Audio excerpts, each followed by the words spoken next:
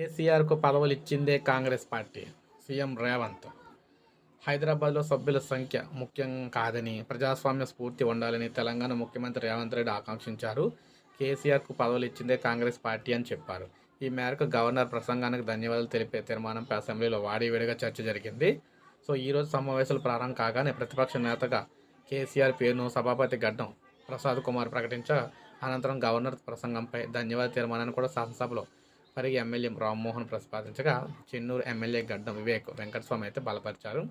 తెలంగాణను అప్పులు గొప్పగా మార్చిన చరిత్ర బారాసది అని చెప్పేసి బట్టి అయితే అన్నారన్నమాట. అదేవిధంగా 50 ఏళ్ల కాంగ్రెస్ పాలనను ఏమనాలి అని చెప్పేసి కేటీఆర్ అయితే ప్రశ్నించారు.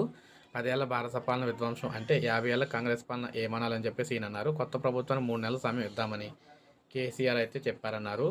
భారత అధికారంలో ఉన్న ప్రతిపక్షంలో నా ప్రజల పక్షమేనన్నారు. గత కాంగ్రెస్ పాలనలో ఆత్మహత్యలు, ఆకలి కేకలు ఉన్నాయని, పదవుల కోసం పెదాలు మూసిన చరిత్ర కాంగ్రెస్ అని చెప్పేసి వీరైతే అన్నారన్నమాట. ఈ విధంగా అయితే కాంగ్రెస్ పార్టీకి సంబంధించి అప్డేట్ అయితే ఈ విధంగా ప్రజెంట్ అయితే మనకి రేవంత్ కేటీఆర్ మధ్య అయితే ఈ విధంగా చర్చ అయితే జరిగిందనమాట. ఒక లైక్ చేయండి, సబ్స్క్రైబ్ చేసుకోకపోతే మన ఛానల్ సబ్స్క్రైబ్ చేసుకొని ఫాలో